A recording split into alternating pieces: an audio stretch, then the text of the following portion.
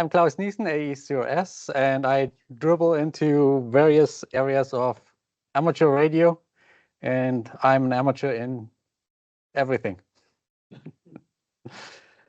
but not an expert. So, so today there was some requests about slow scan TV. So we have a small presentation about slow scan TV, what it is, and how to operate it. And let me try to get that away. Can I have a thumbs up from somebody that is remote, that they can hear me? I actually don't see it. Yeah. Okay, good. Thanks.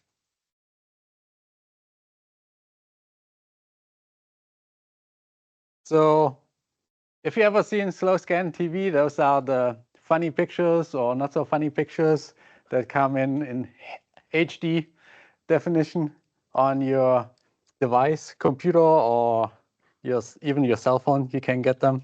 So here are various images that I captured over the last few weeks for this presentation. And so the predecessor of slow scan TV is radio fax. That's a weather map that's being sent from a satellite, and the transmission takes like 20 minutes. And in order to receive it, at least back then, you needed a complex commercial equipment. So it wasn't very suitable for amateur radio. And this guy, Copthorne McDonald's, as a youth, he was getting into ham, and he was kind of eyeing the sending pictures over ham radio. And while he studied at Kentucky University, he studied engineering there. He saw a technical journal from the Bell Systems where they talked a little bit about the pictures that you could send a picture without the need of a huge bandwidth. So analog TV normally takes the 6 megahertz of bandwidth, which we are not allowed to transmit. We are only allowed to transmit in our 3 kilohertz range. And so sending a TV signal on HF wasn't possible then. But with that journal, he got the idea of using this, creating the slow scan TV that fits into the 3 kilohertz. So he did an independent study at the university and built a phosphor display tube, a flying spot scanner. And so he had one device that could send the SSTV signal and receive it, but he didn't have a second device. So what he did is he actually recorded the audio and used a regular ham transmitter to send the audio back. That's how he did that. Back then, the 11 meter, the CB band, was still amateur, part of the amateur radio band, and that's what he used to do the testing on. For his work, he got the AIEE award. That's now the IEEE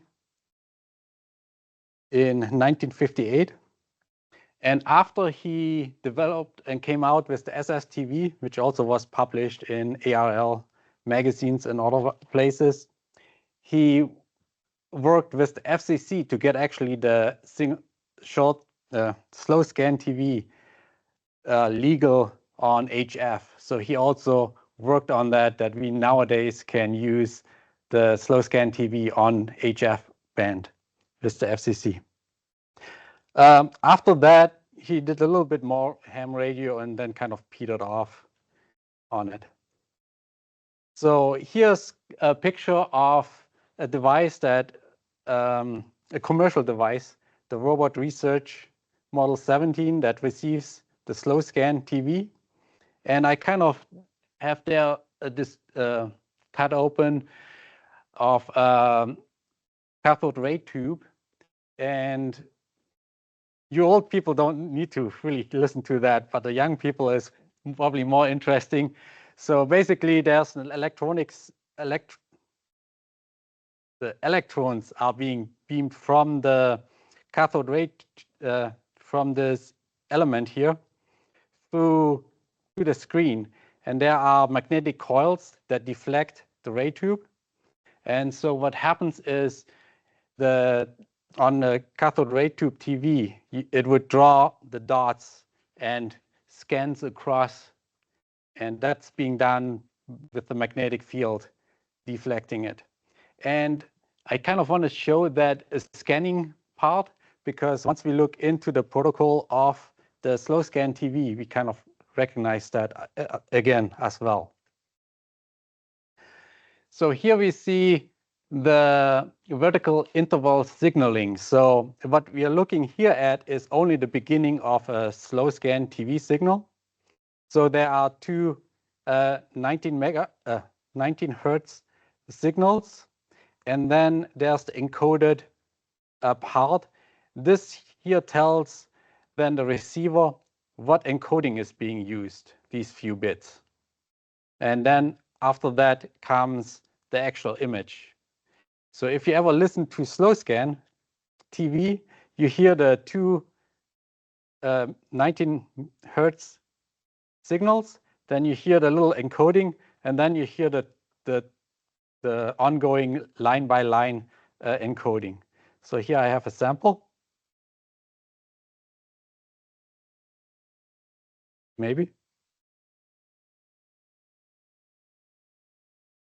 Oh, 1 second. Let me try this again.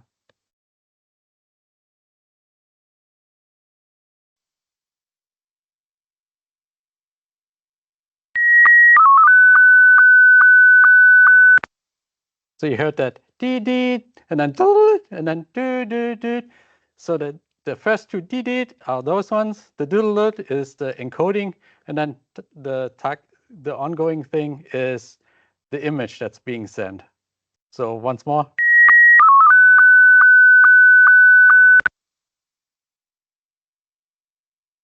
So for the signal, for the image itself, so that's the part, the next part. We have the 12 hertz sync signal. So that indicates whenever a new line starts, when basically the scan part of the tube goes across.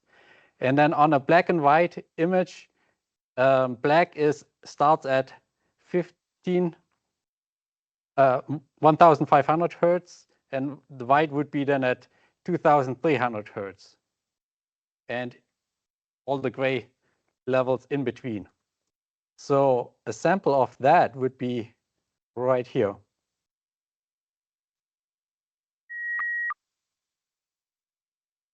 Yep.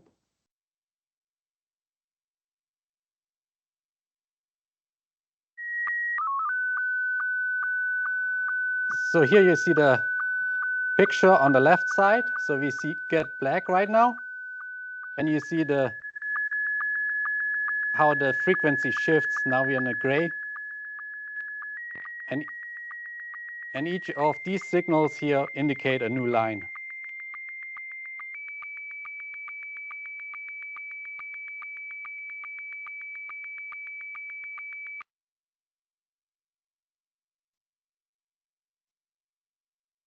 So on color images, it gets a little bit more complicated. There are two different color encoding, and depending on what mode you're using, it uses one or the other color encoding. And again, the blue is in these frequencies. All the details, I'm not too familiar there. And it's also the intensity of the colors is also encoded on that. So I didn't quite get down to easily explain that part, unfortunately. But I did get a sample here again. So here we hear red.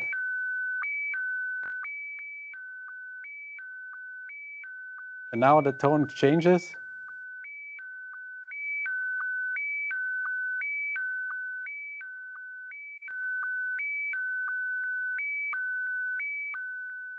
And now we hear the tone changing again.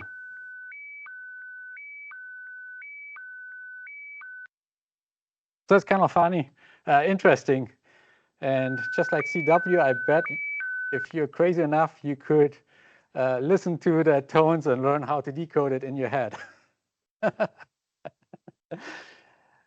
So even though slow scan TV came from ham radio, it was used not really commercially, but definitely in the space program.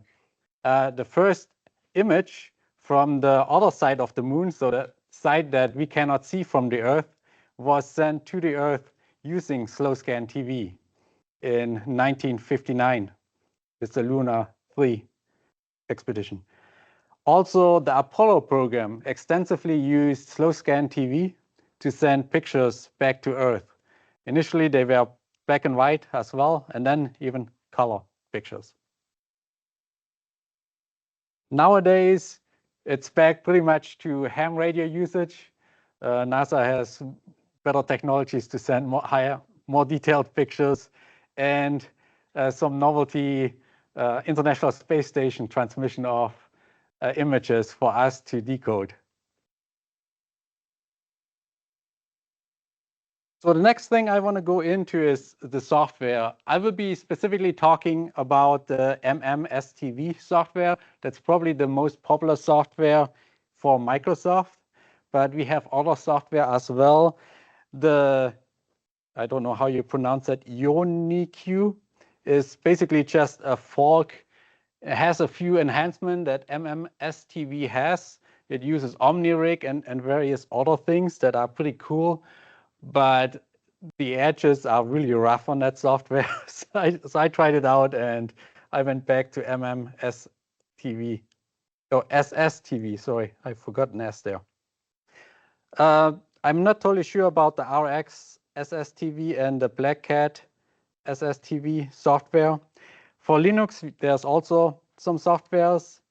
On Android, I've been using, and Paul also, using Robot 36 to decode it and SSTV to encode it. So you need two different programs to decode and encode. And to use that one, you just hold the speaker to whatever transmission you get, so to the radio. There's no direct interface with the radio on it. And then also iOS has the Black Cat SSTV and SSTV slow scan. I don't use iOS, so I can't talk about those ones.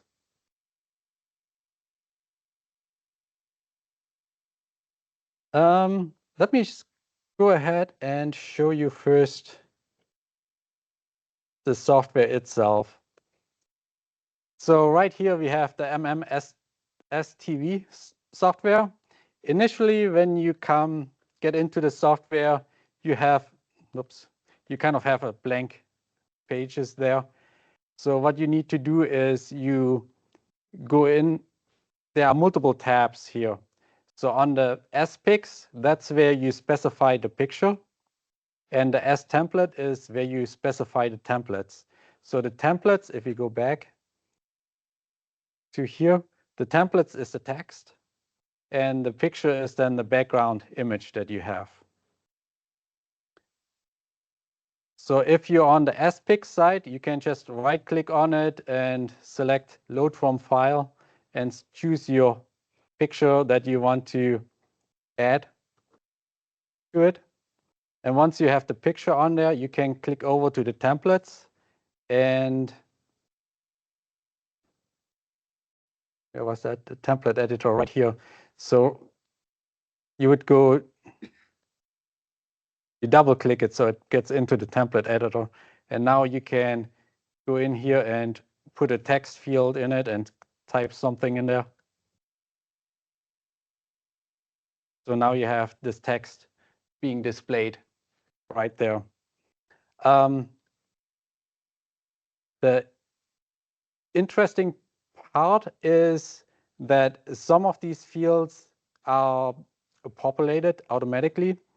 So for example, on this template, the to call right here is %C. So if you go to macros, you see %C is her his or her call sign. So that's the call sign that you respond to. You can include the his or her RSV,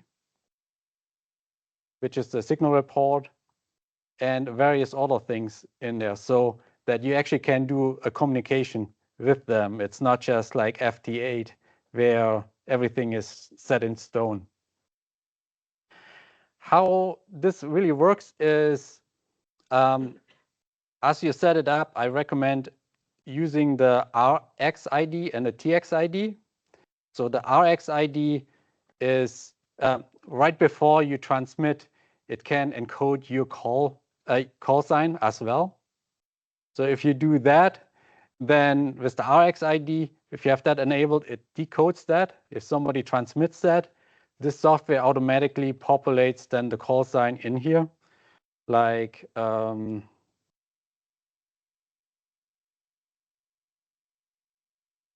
this. And then you don't have to type it in. If they don't encode it, then you just have to wait till the image comes through. And if the image is clear enough that you read it, you just type it in here, and then you have it. So now if I would go ahead and respond to them, I would choose here the signal report. I forgot to make a slide on that. The signal reports, there are two different signal reports methods. One is this one, where now I have to remember it right offhand. The first one is readability of the image. The second one, so it's 1 to 5. The second one is 1 to 9. That's the signal, as you know. And this third one is the picture, how well the picture looks. I might have switched around the first and the last one on those ones. There's also a different standard that is P1 through P5. And that's basically just a rating where P, it's always P, and then the number means 5 is a very good picture, 4 is still good, decently readable, 3 is kind of bad already readable, but that makes it a little bit easier for the rating. You don't have to deal with all the 3 numbers.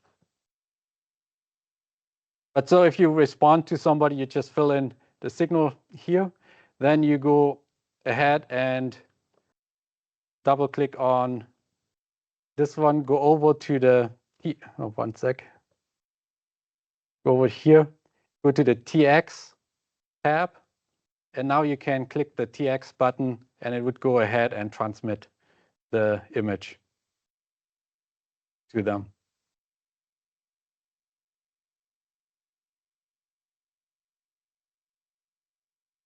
So let me go ahead and show you how a QSO looks. So right here, you see the waterfall of the signal that we're listening to.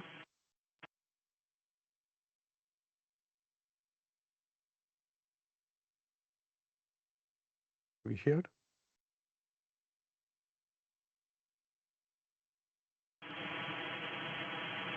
Oh.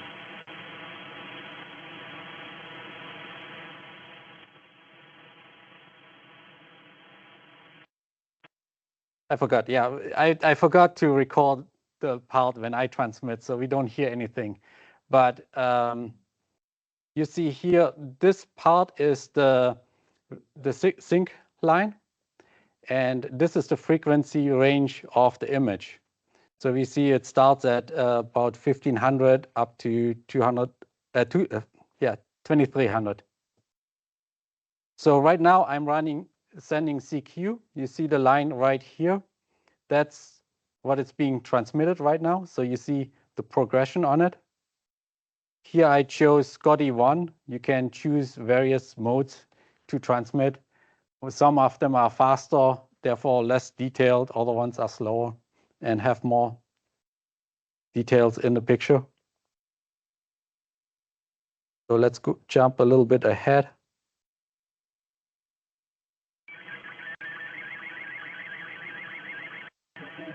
Go a little bit back, so.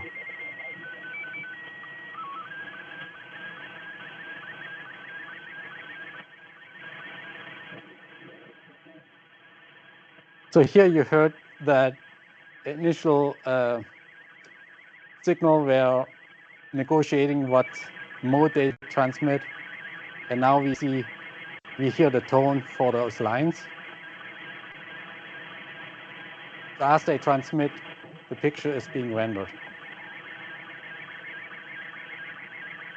So right here, that person sent a P4,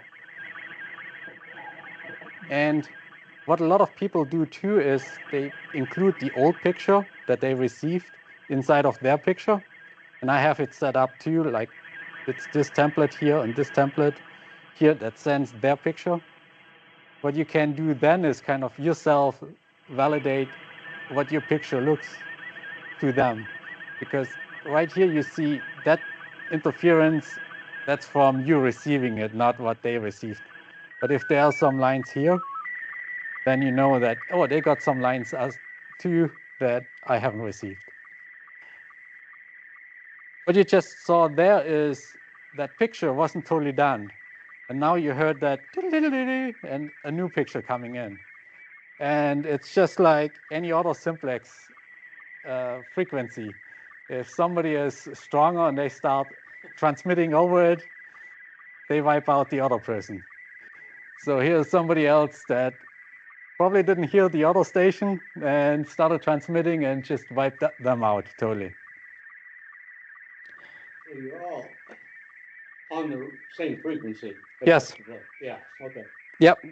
So this here was on 20 meters. That the common frequency for that is 14 megahertz to 14.23 megahertz. And it's upper sideband. That's just me playing around. So here I see on the picture my call sign, so I know that transmission is for me. The signal report, and I see their call sign. So I'm now going ahead and start filling out some of the stuff and preparing myself to respond to them. So I chose here the template that I want to use.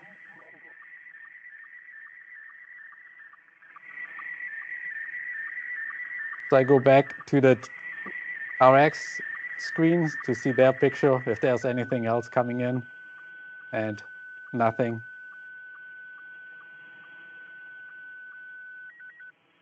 So once they are done transmitting, I go ahead and press the transmit button to respond to them.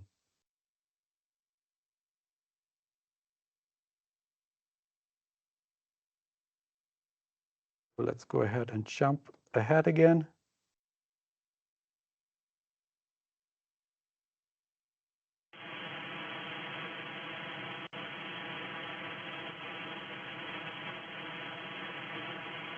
So now I'm just waiting for them to respond. And sometimes it takes a little bit because they need to type in whatever and choose the picture that they want to send.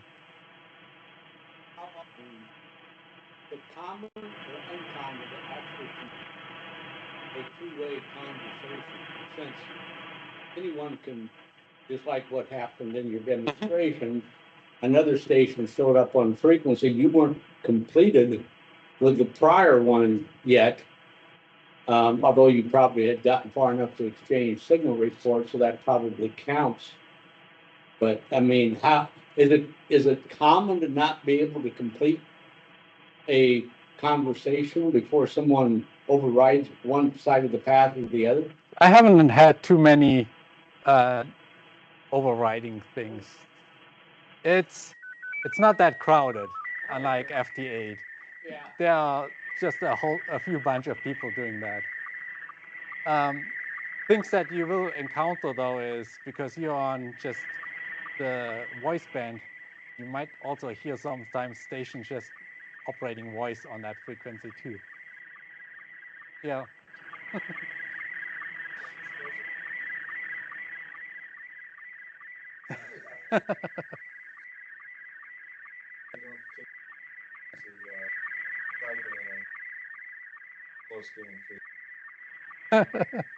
Oh, yeah, the kilowatt station sending slow scan. You like to listen to that though, right? Well, it doesn't sound a whole lot.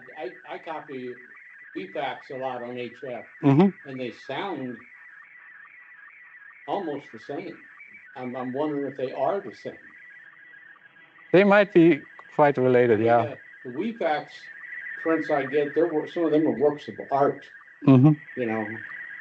But yeah, the Coast Guard broadcasts them 2 or 3 times a day, daily on HFs for about 3 hours at a time. So they're beautiful. Is it the same scan rate, basically? It sounds, it's been a year since I've copied them last, but it doesn't sound a whole lot different. Yeah, it takes like 20 minutes for something like that to transmit though. So I assume that's also much more detailed, the weather maps.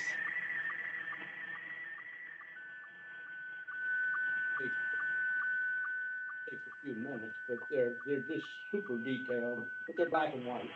Nobody's very scale, but So a couple of tips that I want to give is, I noticed like this picture there is probably turned out to be not quite contrast enough. There were some stations that didn't quite make out my call sign, so I'm not totally sure if that was a problem. Definitely encourage to use a wide variety of pictures. That makes it more interesting to send different pictures. And as you saw in the earlier ones, the pictures can be sometimes quite funny as well. So if you go back to the app, you can go to the history tab, for example, and there you can look through the past images that it decoded, and it's kind of stores them.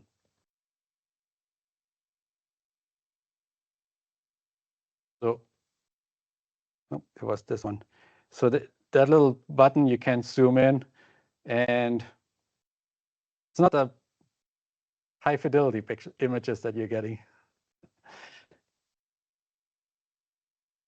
On the configuration side, let's go in here. So the first time you start up the software, it will ask you right away about your call sign. Where was that? So that will be filled in. Some other things that you want to set up is, so down here is the decode FSK ID. So that's the call sign that it decodes if somebody else encodes their call sign in the transmission that will be just sent before. So I recommend enabling that. On the transmitter side, transmission side, here you have the encode FSK ID.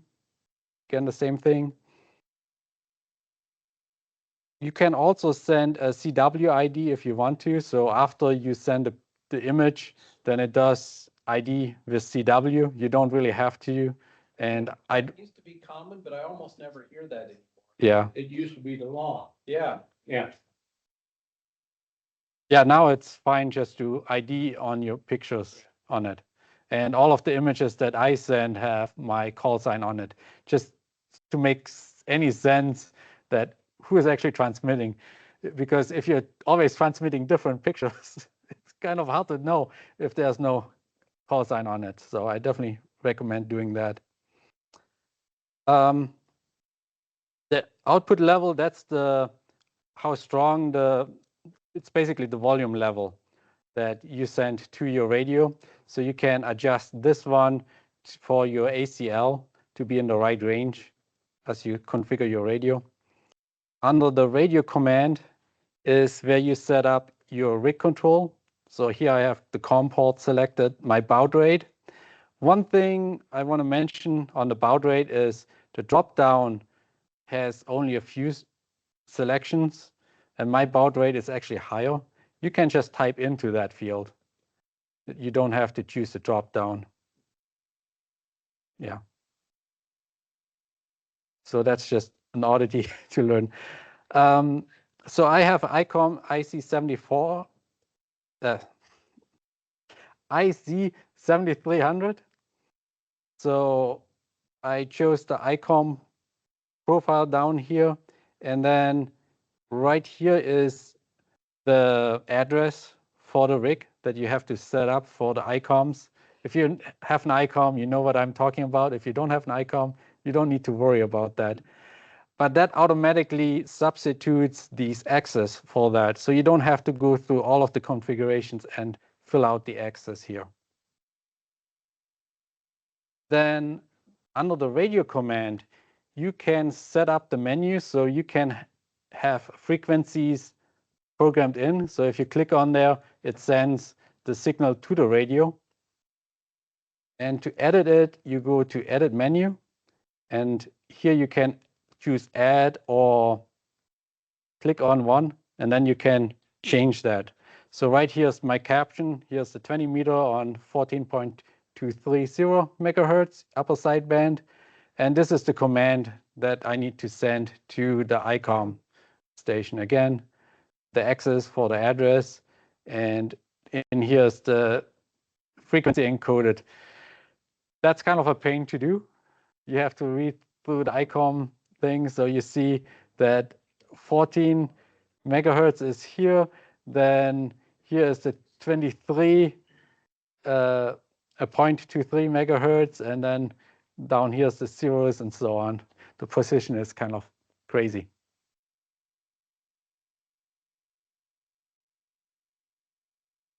Okay, is there any other direct questions about the software? Under the MISC, you go ahead and interrupt me. Mm-hmm.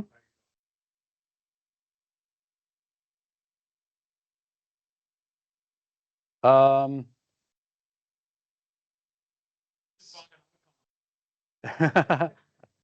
don't need that if that's the CIV address. Yeah.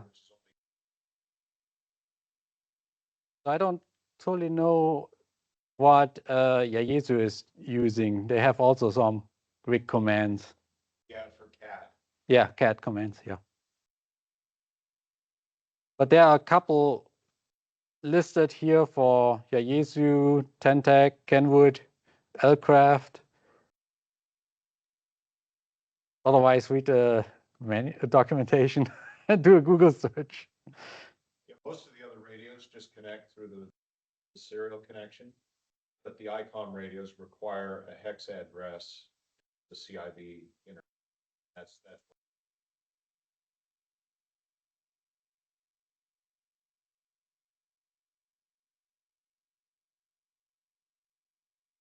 Doesn't update its software very often. I see the version you're using came out in 2010 and hasn't been updated since then. Yeah. But he also has a antenna modeling software that I've used a lot. That is actually pretty decent. it's a Manigal. Yeah. Yeah. Yeah, there's not much development or any development going on that software, but it's heavily used and it does everything you kind of need to. Another thing that I wanted to show you, right here, for example, is you have a note field. So you can write a note in here. And again, with this macro, it fills in whatever you type into the note field. So you really can have a communication there. Some people have like the other person's name in it and say like, "Hi, Pat, nice talking to you," or something like that.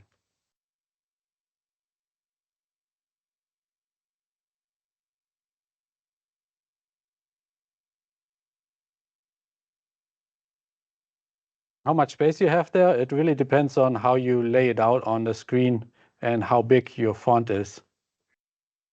And again, the smaller the font is, the less contrast you have, the harder it is for the other person to read it. And it really depends on what the propagation is, how good they get your signal, if they can read it then.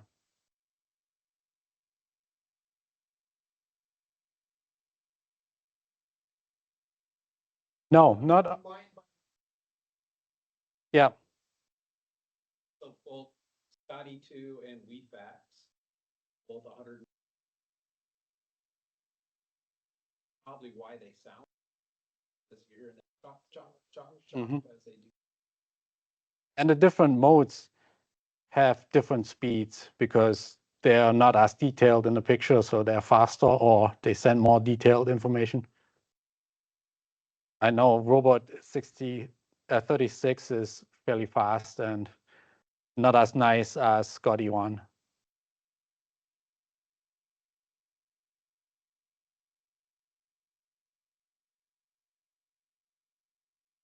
But you No, you can actually- still get the image as long as your software is set to that mode. So if you know, for instance, that they're transmitting Scotty 1, Right. you can miss the headers, you just get a Yeah. partial image. But how do you know they're using Scotty 1? Some of it would come by ear. You know, you can recognize Scotty versus Martin versus robot. There's no automatic. There is if you That's- catch the That's the preamble. handshake at Yeah. the beginning. Oh, If you okay. catch that Gotcha. preamble, it will automatically identify it because there's a hex code that identifies The mode. this is robot, this is Martin, this is whatever. And some are just kind of by convention. So most of the guys on 20 meters. 20 meters are using Scotty, from my experience at least. Mhm. If you do the International Space Station, they're typically using Robot 36 as their transmission mode. I had an idea.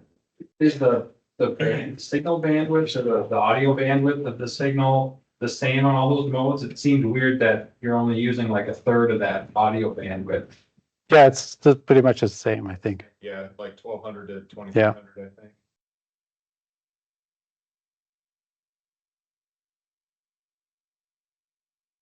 But that layout, as you showed earlier, duplicates exactly the old analog TV waveform. Yes. Yep. And it's an exact duplicate, you know, so that was the impetus in 1954 or 58, whatever it was.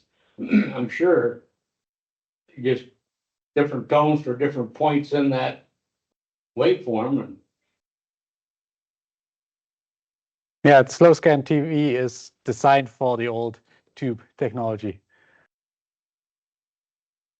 I think there's some digital picture transmission now too. I haven't looked into that at all. I assume that's probably different. I personally have only worked on 20 meters, so that is on 14.230 megahertz upper sideband. And as you go to the lower bands, you actually go, 80 meters should be lower sideband, not upper sideband. It goes actually the same side of the band as the voice. Yeah. And then in VHF, you have the ISS, obviously, doing its missions where they transmit images that you can receive. That's only one way, of course. You can talk to them. It's just automatic sending to you. And right now, there is the FRAM2 mission going on. That's a space capsule that goes over the North Pole and South Pole, rotating around it. Yeah. And the people on there use the ICOMs, what is it, 705? I forgot. D710. No, not the International Space Station. Yeah, they use an ICOM. Yes, I think that was it. And they transmit on 70 centimeters down with that and send images. And they have a competition right now going on where they send different images that arrange into a puzzle, and the students have to get those images and find where the location is. And the way it sound like from their writing is that they encourage the students to collaborate with other students from around the world. And I kind of have the thought that they transmit the matching images on the different side of the earth. So you kind of have to collaborate in order to actually match them. That's what I think is going on there. Huh. Again, doing that is slightly different because your setup is different. So I run it on HF. So I just use the HF rig with the computer, the wire in the backyard. So there's not much having to aim the antenna. So if you're doing the International Space Station or FRAM to ham right now, you have to have the Kepler coordinates, some app that tracks the space station or the space shuttle.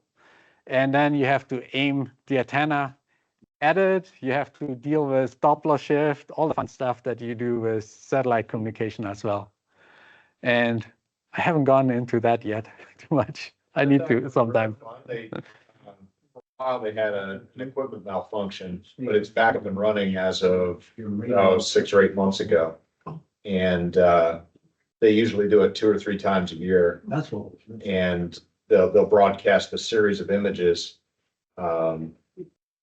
usually 12 or so, and usually do it over a week period. So it's kind of fun. Yeah, some reason 12 inches to me is the wrong number, because after they make a lap and they come around again, they're giving you the same image.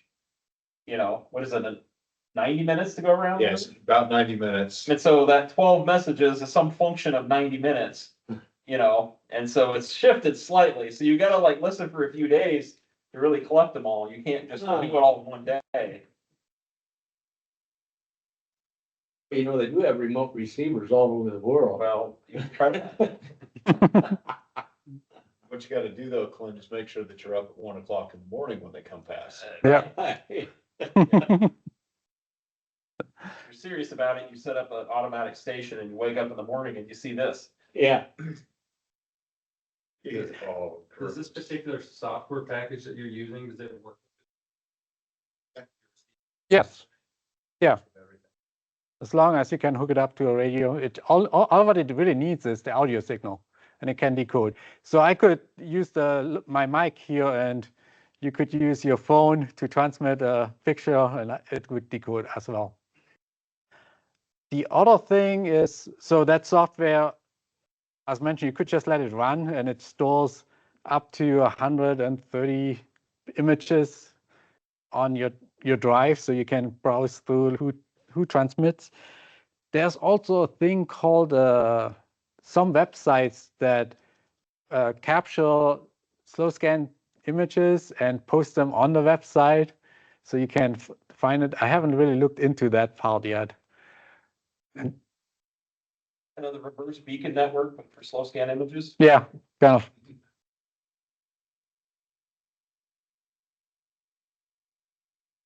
So, and that's the end. There are a couple more pictures that I captured. And any questions?